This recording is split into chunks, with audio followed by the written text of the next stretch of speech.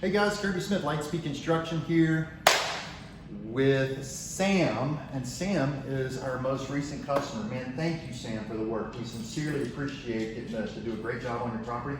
We'd love it if you tell our audience a little bit about what we did.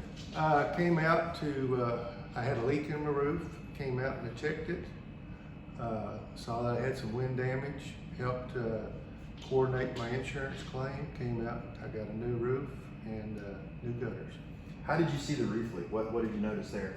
It had been leaking on the front porch for close to a year, but it wasn't coming inside.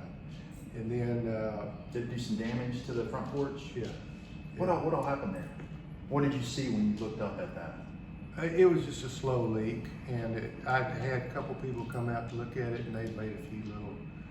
But what happened was all the nails were going bad, so they were just going bad. So On the front porch, was it a shingle roof? Or yeah, a the metal shingle. No, it was shingle with a real low pitch, so that the water didn't drain very fast. And Did we change the pitch? What did we do there? No, We use shingles and just use a different mechanism for nailing the shingles. Is that what we did? I think so. We hope so. I'm not sure. Cross our fingers. There was I don't know what you call it, but you put it in between the alleys or whatever, you know. Oh, were you talking about ice and water? Yeah, I Okay. think put more ice and water on that part, just because it was such a low pitch. Right. So I think that's what they did. Okay. Yeah. So ice and water is going to be sticking to the deck boards there on that low pitch.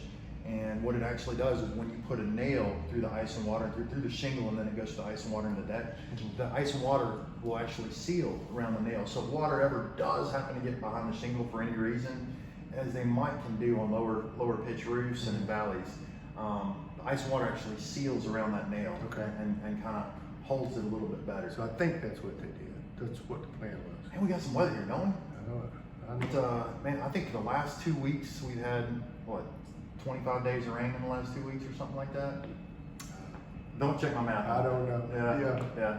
Well, man, we sure appreciate it. But the gutters did well too, because I had a lot of damage because of bad gutters, and they got it draining right. Who's your insurance company?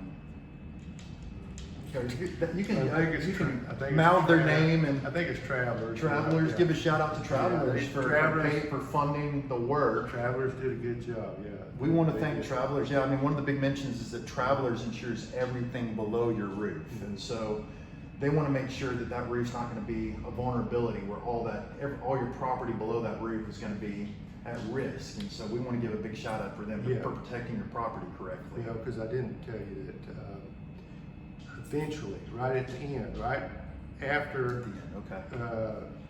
right after he had come out to inspect it, I did start getting water coming into my kitchen, just barely.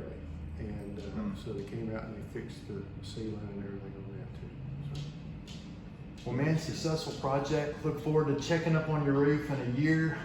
Check out the 5 Voices too. I know we talked a little bit about that. And here at Lightspeed Construction, our whole team is all in on getting better every day and devoting an hour of our time to improving ourselves so we can be a better steward of our service with folks like yourself and our audience. And we really want to show up and just do the best job we possibly can and make sure your property is restored whole. Okay. Thank you so much. I know we're supposed to not be shaking hands, but guess what?